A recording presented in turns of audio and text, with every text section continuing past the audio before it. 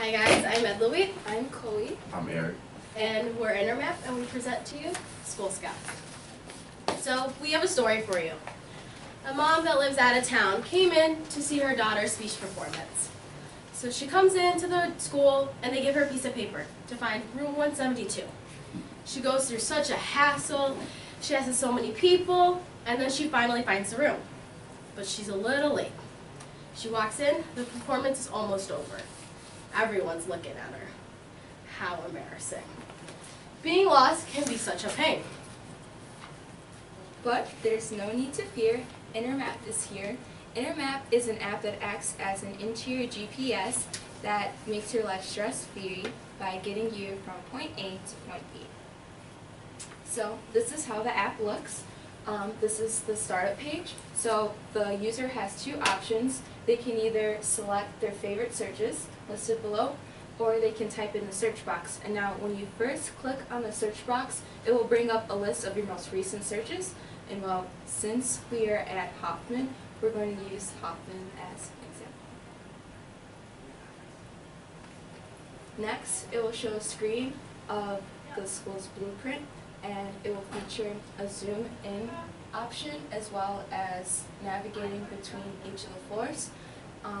Since a lot of people come here for sporting events, door 9 from the back gym is a very common route. So when you select your point A and point B, it will darken on screen, and when you're done, it has taken you there. And now the user has two options. They have a directions list that gives specific directions such as turning left or what you need to look out for, and or they have the visual option shown above. One of our major competitors is Wi-Fi.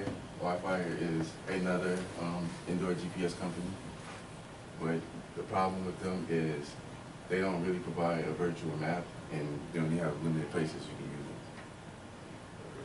The two places you can really use it is the Royal BC Museum and the San Diego Natural History Museum. Another problem is it doesn't really tell you how to get there. If you double click where you see the blue dot, that's where you are, but it only tells you the places where there are places around, which is the orange. Market strategy. So we have a Twitter page, an Instagram page, and a Facebook page. And we plan on putting our website link, our Wix page, our landing page on our 3 forms of social media so we can get input from potential customers, see what the people really want. Our TAM is 26,407 public high schools with a population of 2,000 or more. And our SAM is going to be 760, which is the number of high schools in Illinois with a population of 2,000 or more. Our 5-year plan. So within the first year, we plan on having about 10 schools, which would be about 2 districts. Since if we get 1 school in the district, it'll tend to go throughout all the schools in the district, so we're just focusing on districts. And we would like to add 10 more schools each year. By our 5th year, we should have about 50 schools, which will range out to be about 10 or 9 districts. Feedback we've gotten so far. So first thing we ask people are, how often do people get lost in big public places? Only 11.8% said they never do. The next thing we asked them was, do they wish that there's an easier way to get from point A to point B? And 68.6% said they do. So there's definitely a demand for this product. Because high schools are non-for-profit, we're going to start there using SkoolScout and expand to universities. And then we would merge Intermap in places like malls, sports arenas, amusement and theme parks, convention centers, exhibition halls, zoos, and airports. We even plan to create separate apps for recreational places such as Navy Pier. Our startup costs. So to actually get this app up and running, we predict to spend about $18,000. For cost software programming and app development, with the help of RIMS Logistics and 8-Bit Studios tech company. We got an estimate of $10,000, which would be about $165 an hour, and they said it would take about $10,000 to make the app that we want. We would also need $5,000 for patenting and any other legal fees, and $3,000 for cushion money, just in case something goes wrong with the software or anything goes wrong. What we're asking from you guys today. So the first thing we would like is an app prototype maker, which is Flinto. Flinto is a website and basically turns the pictures I just showed you a few slides ago into a prototype that you can display on any sort of smartphone or tablet, and it basically does the functions of what you want your app to do for $99. Next, we would like a professionally made video by Fiverr. We want to get our name out there. We want to post this all over our social media so people can know what we're trying to do and get their feedback from them. Next, we want our website domain. So we want the Wix landing page, but we want to get rid of the Wix at the end, so it can be .com. So it'll cost us about $32.97. So the total we're asking from you guys today is $231.97. Our MVP timeline. We would like to have our video done, our explainer video done by February 21st. Next, our website should be up and running by February 27th. We would like to have the Flinto app prototype done by March 3rd. And next, us three would like to come in for an event through the dates March 6th through 10th to come in and act as the app and get feedback on how essential this is in schools, like how important people think this is within the building. Next, we would like to interview with school board members, and I did not put a date on that because I would like to be doing that throughout the whole MVP process. Any questions? Well, first of all, you knocked it out of the park. Holy also. cow. You did a great job. Very, very nice. Wow. You know? Wow. And I hate getting lost. Oh, I hate it. So you're speaking to the right people as far as like identifying a problem. I'm just a little bit confused on who your target is. Now I get the fact that you're talking about school districts and school boards and speaking to them. But why is that our target? Why? How did you find that to be the target market? The reason why is for the app, when we were doing our research, only about 33% of app users would be willing to pay for the app. So for the end user, it'll be free, whereas for the school district, like business to business, they'll be the ones will be getting the profit. And it'll definitely be a small amount for schools because we know they wouldn't be willing to pay as much, but it'll be a startup. Once smalls and other business places see how it's up and running in here, that's where the real revenue is. That's where we'd get our money from. So how much are you thinking about charging for this app? It would be per square foot of the building, of the school, Okay.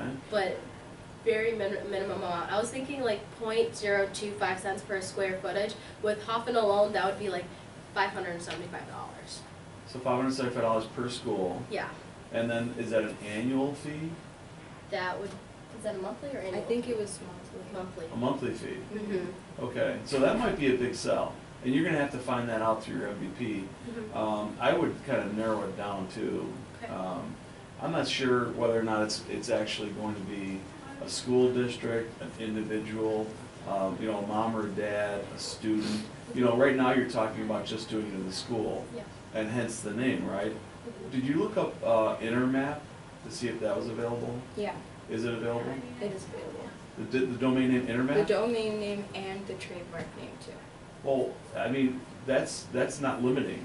The school name is just, we're thinking about schools. Yeah. Intermap is like Company. a much more generic, bigger name. So is that going to be the name of your product, or is it going to be the SkoolScout?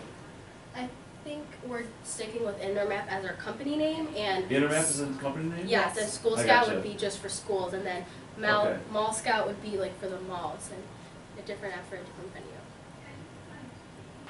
SkoolScout. Right? Oh, no, I mean, the applications that you guys bring up are so needed by so many people. I mean, I was in the hospital the other day, I'm like, where am I going? I had no clue, gotta find this for, coming in here, Jim's telling me, I'll meet you at the principal's office. I'm sorry, I never had to go to the principal's office. He was one of those He's guys. not here. At least not here. Not here. But so little situations, if you park somewhere and you really don't know where you're going, I could see this being a very good option to use, just to try to. Have you guys ever been to McCormick Place? Yeah, right. That. Oh, yeah, right. Even yeah. the entryway that you were talking about, I was at Glenbrook South High School yesterday, and they've got AA, BB, CC, DD, all these different entry doors. Yeah. And I had no idea which one to go in order to, we were doing a speech team competition. Yeah. It was Really? really tough. College campus, Stevens They can't find it. Right. Yeah. So, have you ever heard of the company called Seat Data? So Seat Data is for people that go to, Oh wait, are you talking about like for example like a baseball stadium or something? Yes. Okay, I have heard of that. Yeah, so like all sporting events, it'll show you where you're gonna sit in the stadium, and it'll kind of show you what the view of the field would look like. So prior to buying a seat, maybe you go to Seat Data to kind of find that out. I kind of find that this application is similar to Seat Data in that prior to me going someplace, I'd like to find out more about the place. So you could have like actual pictures of the high school from the outside. This is what it looks like, so that we don't just drive past it, right? And then you could have pictures of once I'm in the building, what that looks like, and that's kind of cool. I love how you've got the two different things out of it. You get the directions, like walking wise, turn left, turn right, go down this hall, that sort of thing. How does it work with, if I'm in the building, do I have to have internet access? Is it on my phone? Yeah, the interior GPS would work through the school's Wi-Fi system, and when we were talking with 8-Bit Studios last week or a few weeks ago, they were saying that there was also like this Bluetooth device thing that that's what Google uses in order to accurately like depict where people are inside of a building. But like Google's problem is it doesn't tell you like where to go, it just like has a blue dot like you are here. Will it work with 4G LTE connectivity, or does it need to have Wi-Fi connectivity? We don't know about I'm that. not sure about that yet. And conversations with, have you had any of the conversations with any of the school board? Yes, we've met with Mr. Harlan and Mr. Shoemaker and also our athletic director. And feedback we've gotten from them is that there are so many school-hosted events. They said at least every day after school there's something going on. So that's over 100 school-hosted events every year. So they said it's definitely in demand. The only thing that would be a problem would be the money. Like how much is it going to cost them? Are you going to be able to offset what resources are they extending to support navigating this today? Is there anything that you can replace there? In other words, do they have staff in place to direct this today that they're paying to direct? Yes, they do have staff that they pay, and on top of that, they also do have volunteers. But Mr. Harlan was telling me how much of a struggle it is because we have to like reach out and try to get volunteers, and people still are getting lost, still are not knowing where they're going. So there's not enough out there. You may find through this process that that might be the wrong target, and that's okay. Are you willing to go ahead and pivot and find a different market, like possibly a guy like Mr. Ring that gets lost in a hospital easily, you know, and sell it to him for like maybe $4.95 annually and multiply it by the number of people, and Or a shopping mall, and again, just speaking Shopping malls. as a guide, right? So if I go to a mall, I'm not going to just walk around and see what's there. I've got a specific target. So I'd love to know the easiest way for me to get to my target, to get in, to get out. And I would think that you can talk to the property management at the mall to somehow build a case for why individual locations within the mall could somehow benefit, get them ultimately to pay for technology like That's a this. good, because at Whitfield, you have to find one of the boards to find out Right. where you're at. So if you can walk into a mall and you have that app and you go, okay, I know where I'm going, it's gonna make sense to drive over by Nordstrom's and park instead of over by Penny's or something. Now you, 100%. and you know where you're going, it's more efficient for, I look at it for people, it provides a lot of opportunity, as Jim mentioned, not just restricted to schools, but to. yeah. But you know what, we're talking really broadly now, right?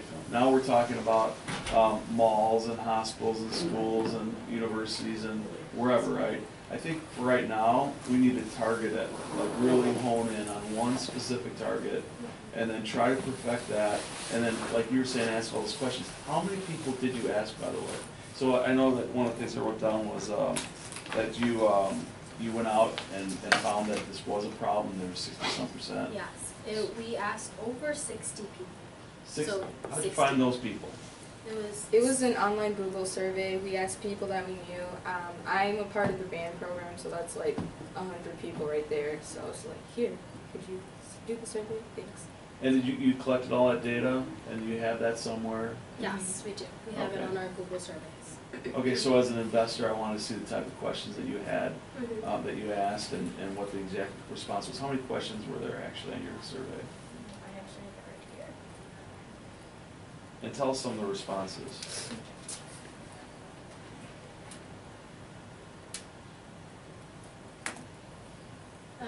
So there were